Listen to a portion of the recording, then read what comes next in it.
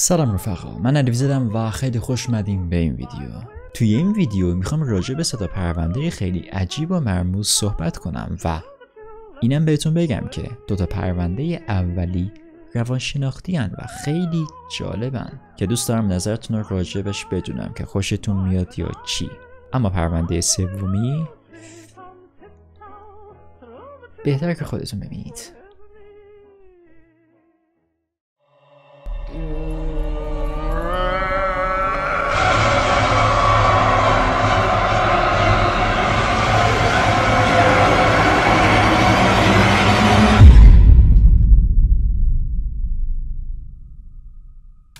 ماه می 2013 بود. کوین ویلسون 23 ساله به بانک محلیش در شیکاگو میره تا $20,000 پول نقد به حسابش واریز کنه که برنامه داشت این پول رو بین طرفدارای پرپاقرصش پخش کنه.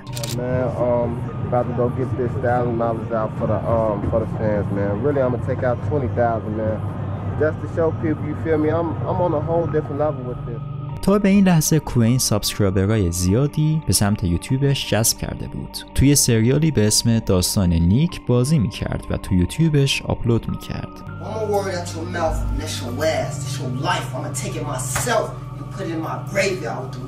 علاوه بر اون آهنگایی هم با اسم یانگ کیوسی منتشر میکنه.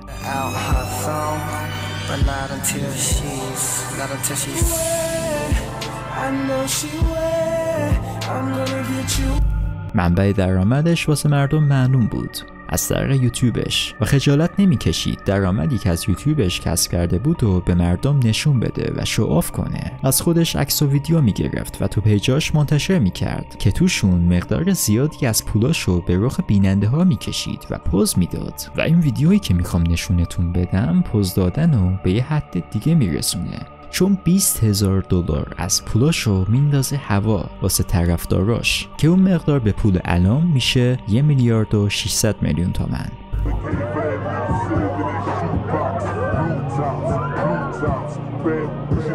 در حالی که کوین داشت با به رخ کشیدن ثروتش لذت میبرد، اما در پشت صحنه اوضاع اونطور که به نظر میرسید نبود. حقیقت اینه که کوین درآمد خیلی کمی از یوتیوبش به دست آورده بود و دلیلش این بود که ویدیوهاش شامل موزیکای کپی رایت دار بودن و تازه خودش هم فقط حدود 12 تا ویدیو منتشر کرده بود، یعنی کم فعالیتی میکرد. در واقع نمایش تجملات آمیز و پوز دادناش تو شبکه‌های اجتماعی خیلی قبلتر از این که حتی اولین ویدیوشو آپلود کنه شروع شده بود. در حقیقت تموم این پولا داشت مستقیم از طرف مامانش میومد، یولاندا هومز. یولاندا یه بیزنس موفق در شیکاگو بنا کرده بود و یه زندگی عالی واسه خودش و کوین ساخته بود. و چون کوین تنها پسرش بود، مامانش دریغ نمی کرد از اینکه هرچی میخواد واسش بخره. اون واسش لباسای برند، طلا، جواهرات و حتی ماستنگ خریده بود. اما واسه کوین این هیچ وقت کافی نبود. اون میخواست به شهرت و ثروت ابدی برسه. اون داشت توهمی از موفقیت واسه خودش میساخت و مدام از مامانش میخواست تا هرچی میخواد و واسش بخره، تا اینکه یه روزی همه چی به طرز فاجعه باری از هم پاشید وقتی که یولاندا جونشو از دست میده. توی لحظه تموم تکیهگاه کوین از بین رفت. اون هم مادرش رو از دست داد و هم کسی که کل خرج زندگیشو میداد. اما جای عجیبش اینجا بود که این موضوع مانعی برای ادامه سبک زندگی پرزرق و برقش نشد. این بخش از فیلم که داره به طرفداراش همینطوری پول میده، در واقع بعد از مرگ مادرشه که واسه پلیس عجیب بود، چون یولاندا با مرگ طبیعی نمرده بود، بلکه به طرز وحشیانه‌ای به قتل رسیده بود. کوین یکم قبل از مرگ یولاندا متوجه شده بود که تموم پسندازای مامانش به نام اون وصیت شده بود و با اینکه یولاندا هر چیزی که پسرش میخواست و براش فراهم میکرد، به نظر میرسید که کوین دیگه از خواستن خسته شده بود. به همین دلیل در تاریخ 2 سپتامبر 2012 اون به دوستش یوجین اسپنسر $3500 پیشنهاد داد تا مادر خودشو به قتل برسونه. یوجین این پیشنهاد رو قبول کرد و همون شب به آپارتمان یولاندا رفت. اون وارد اتاق شد و در حالی که یولاندا خوابیده بود چندین بار بهش شلیک کرد. تو اون لحظه دوست پسر یولاندا هم کنارش خوابیده بود. با اینکه بلند شد و سعی کرد جلوی یوجین رو بگیره، ولی یوجین زد و بیهوشش کرد و بعد فرار کرد. بعدش هم همون موقع به کوین زنگ زد و گفت کار تمومه. ولی اون به جای اینکه ناراحت شه یا عذاب وجدان بگیره، خیلی سرد و بی‌احساس گفت مطمئن شو اون جنده مرده. واسه همین یوجین دوباره برگشت بالا. این بار یه چاقو دستش بود و یولاندا رو چندین بار زد تا وقتی که مطمئن شد دیگه زنده نیست. و اینطوری کوین هولمز شد یه آدم پولدار و تنها چیزی که براش تموم شد جون مادرش بود. تا یه مدت همه چی خوب پیش می رفت. پلیس اصلا هیچ سرنخی نداشت که کی ممکنه قاتل باشه. مردم هم فکر میکردن که شاید کار همون دوست پسرش بوده که یوجین زده بود بیهوشش کرده بود. هیچ کس حتی به کوین هم شک نکرد و وقتی دید هیچ کسی هیچ کاری بهش نداره، خیلی زود رفتارش پرروتر از قبل شد. Kwame Wilson lost his mother to gun violence on November 14th. My mother, she was a neighborhood woman. A guy entered her home, and murdered her, just to steal. همه اینا رو جلو دوربین گفت در حالی که یه ذره احساس هم نشون نمیداد. اون حتی یه هفته هم صبر نکرد که اون پول رو انتقال داد به حساب خودش. تو همون چند روز اول $90,000 برداشت کرد و فوراً شروع کرد تو شبکه‌های اجتماعی واسه فالووراش پوز دادن. توی یه ویدیو $20,000 پرت میکرد هوا. انگار اصلا براش ارزشی نداره، در حالی که تک تک اون دلارها از مرگ مادرش اومده بود، مرگی که به طور کامل خودش مسئولش بود. بیشتر از 1 سال طول کشید تا کوین و یوجین گیر بیفتن. پلیس هم بیشتر از همه از کارهای عجیب غریبش تو اینترنت مشکوک شد، ولی آخرش چی شد؟ یوجین 100 سال زندان گرفت و کوین هم 99 سال زندان. و الان هم اسم کوین گره خورده به یکی از دارک ترین ویدیوهای یوتیوبی که تا الان ساخته شده.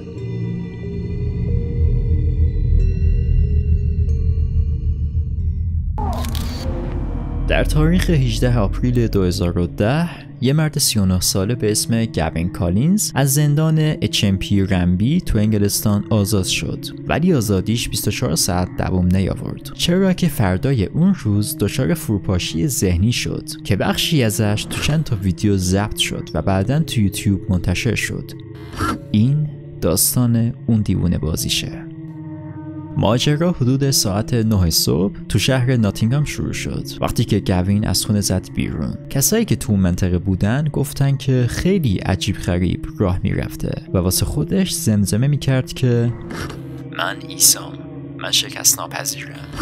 همینطور که داشت راه میرفته یهو بدون هیچ دلیلی رفت سمت یه خونه رندوم، به زور واردش شد، سویچ یه مرد رو برداشت و ماشینش رو دزدید و با سرعت بالا از اونجا فرار کرد بدون اینکه معلوم باشه کجا داره میره. به طرز جالبی اون ماشین 2 تا دوربین تو ماشینش داشت، یکی رو داشبورد نصب بود که جلوی ماشین رو ضبط میکرد و یکی دیگه رو به داخل ماشین بود که باعث شد ما چهره و حال روحی گوین رو ببینیم.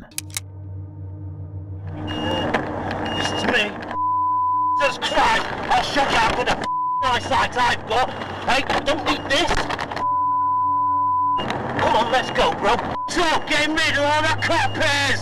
Let's go. Let's go.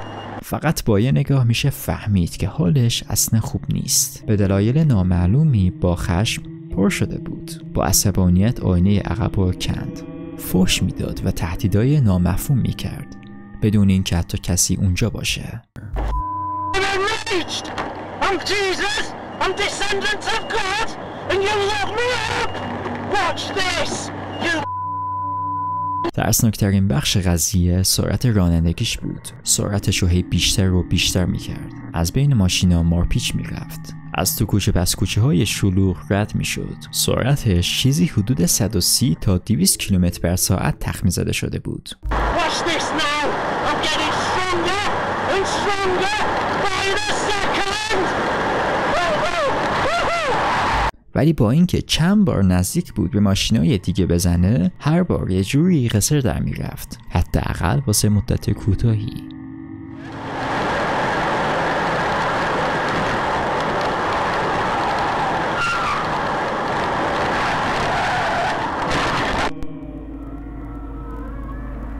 یهویی گوین با سرعت خیلی زیاد ماشین رو میکوبه به یه خونه آجری.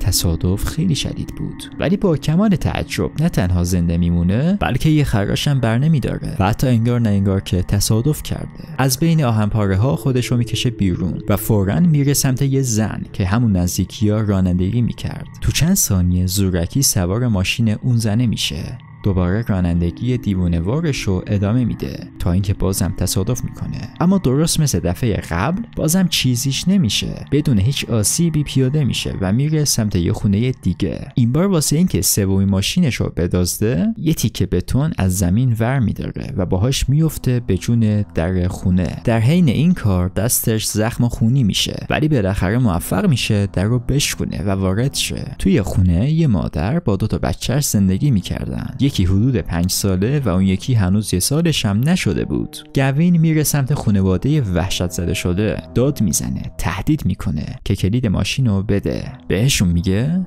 چون من عیسی مسیحم تو رو میکشم اگه کلید ماشین تو ندی. مادر فوراً کلید رو میده. گوین با دست خونیش میره سراغ تک تک اعضای خانواده و با خون خودش رو پیشونیشون یه صلیب میکشه. بعدش هم سوار سومین ماشین دزدیش میشه و فرار میکنه.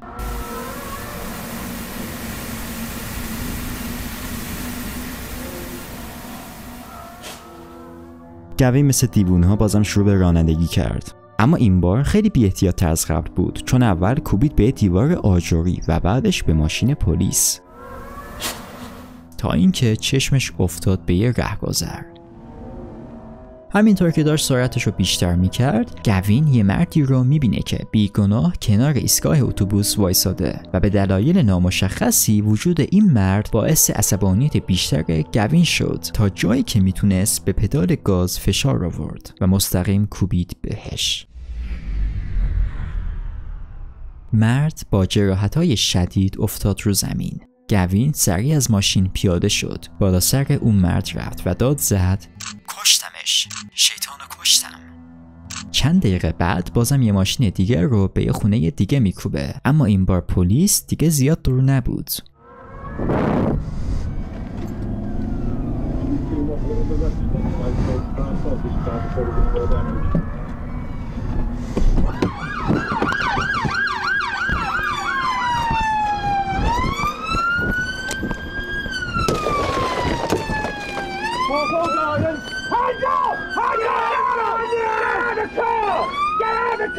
This way. I'll get him out. I'll get him out. Oh no! Get rid of that. Get rid of that. Do not move! Do not move! Get me up!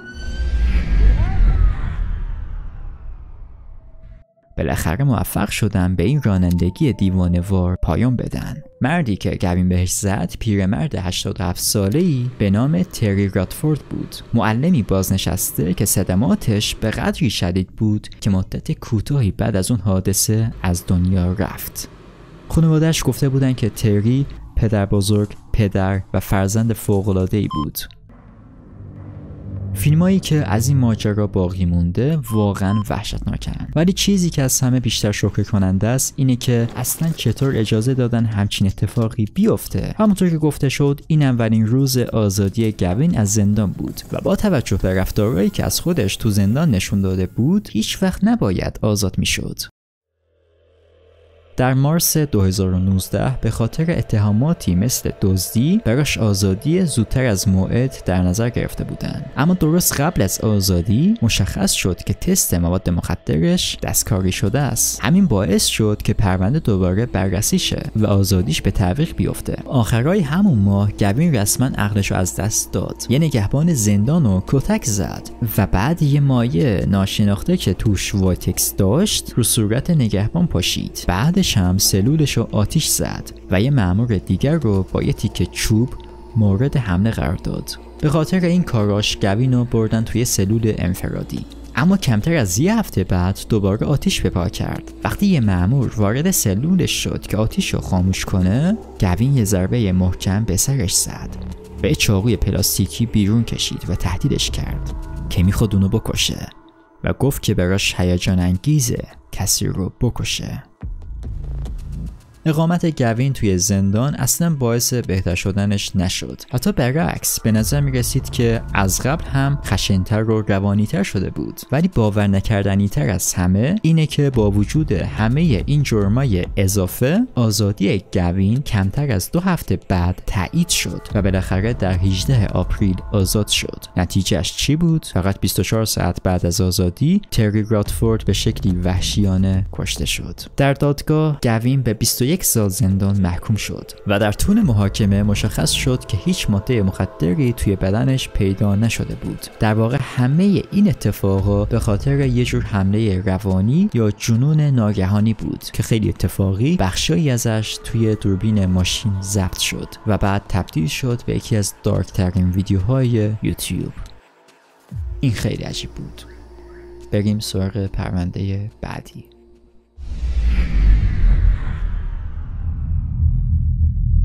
قبلش اینو بگم که این در حد تئوری هستش و چون شباهتشون خیلی زیاده تصمیم گرفتم که راجبش صحبت کنم. اما راجب چی؟ قبل اینکه برم سراغ داستان اصلی نیازه که یه چیزایی رو بدونید تا متوجه داستان اصلی بشید. حدود 3000 سال پیش سلیمان نبی وجود داشت. اما اون کی بود؟ سلیمان پیامبر و پادشاه بخش زیادی از سرزمینای فلسطین، لبنان، سوریه و اردن بود. اون قدرت زیادی داشت. میتونست زبون حیوانا رو بفهمه و به وسیله حلقه‌ای که داشت میتونست جنها، شیاطین، باد و حیوانا رو در اختیار خودش داشته باشه. اون هزاران اجنه رو مجبور کرده بود تا انواع قصرها، معبد، مجسمه‌های سنگی و استخرهای بزرگ بسازه. اونا میتونستن اشیاءهای مختلف از مسافت‌های دور بیارن و بدون هیچ دردسری رو سطح دریا کار کنن و بناهای مختلف بسازن. اینا کارهایی بودن که انسان‌ها نمیتونستن به خوبی جن‌ها انجام بدن، چون جن‌ها با سرعت خیلی بالا و بدون خستگی کار میکردن و میتونستن از موانع و دیوارها عبور کنن. خب تا اینجا رو فهمیدین.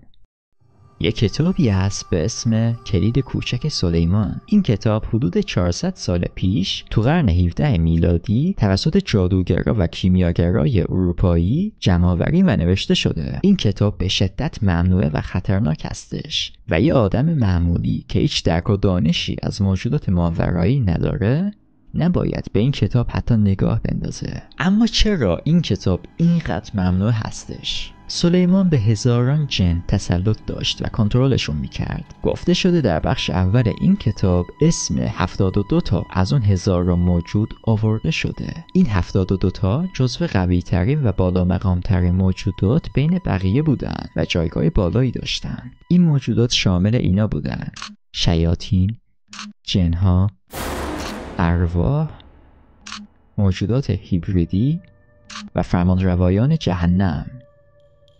تو این کتاب به همراه اسمشون رتبه، قدرت و نمادهای مخصوص هر کدوم آورده شده. از قدرتاش میشه به پیدا کردن گنجای پنهون، محافظت در برابر دشمنا، آشتی دادن دشمنا، ایجاد طلسم و غیره اشاره کرد.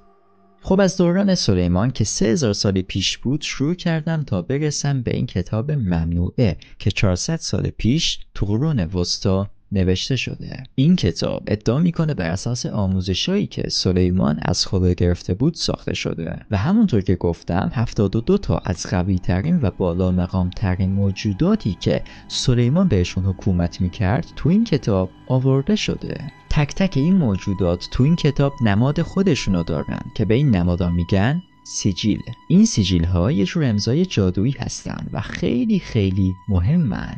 تو خود کتاب روش احضار این موجودات رو گفته که چطور میشه احضارشون کرد باشون مذاکره کرد یا حتی کنترلشون کرد. اما گفته میشه که با کشیدن اون سیجیل ها اون موجود خاص احضار میشه. بعضیا باور دارن که این سیجیل ها انرژی خاصی دارن و حتی بدون احضار رسمی فقط با دیدن یا کشیدن این سیجیل ها ممکنه باعث باز شدن دروازه به دنیاهای دیگه بشه. تو این کتاب چندین بار هشدار داده شده که این کارا بدون ایمان قوی یا بدون آمادگی میتونه خیلی خطرناک باشه، چون ممکنه اون موجودات از کنترلت خارج شن و تو به تحت تسلط اونا در بیای. خب تا اینجا که فهمیدین، امیدوارم که طاقت شنیدن حرفای بعدیمو داشته باشین، چون خیلی عجیبه. ما هممون از وقتی که با گوشی آشنا شدیم تا به الان داریم از ایموجی‌ها استفاده میکنیم و هممون میدونیم که ایموجی‌ها کدوم هستن.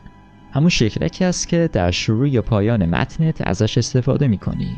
اما چی میشه اگه بهت بگم تمام این مدت داشتی اون موجودات رو به صورت غیر مستقیم با کشیدن سیجیل مخصوصشون احضار میکردی؟ اینجا رو خوب دقت کن.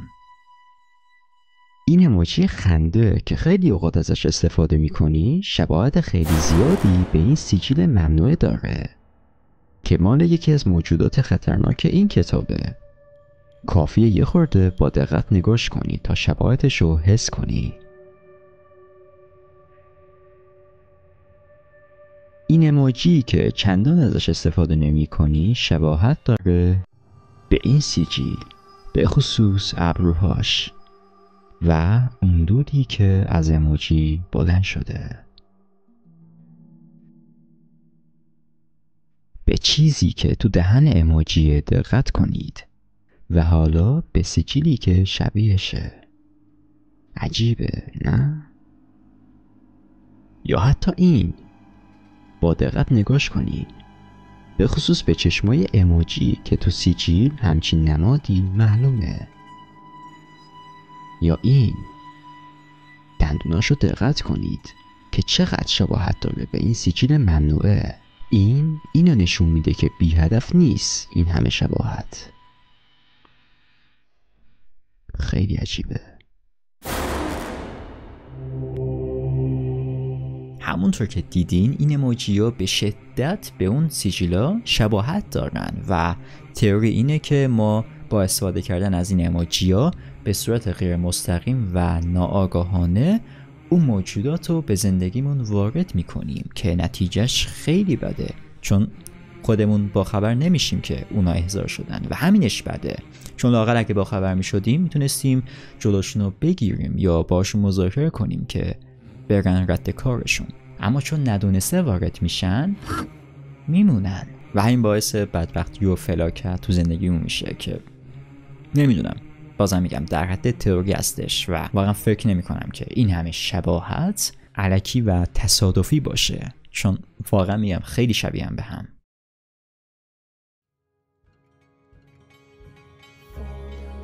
ویدیو تا اینجا بود، خیلی ممنونم که تماشا کردین. دوستتون دارم زیاد، امیدوارم که خوشتون بیاد. تو ویدیوی بعدی میبینمت. فعلا.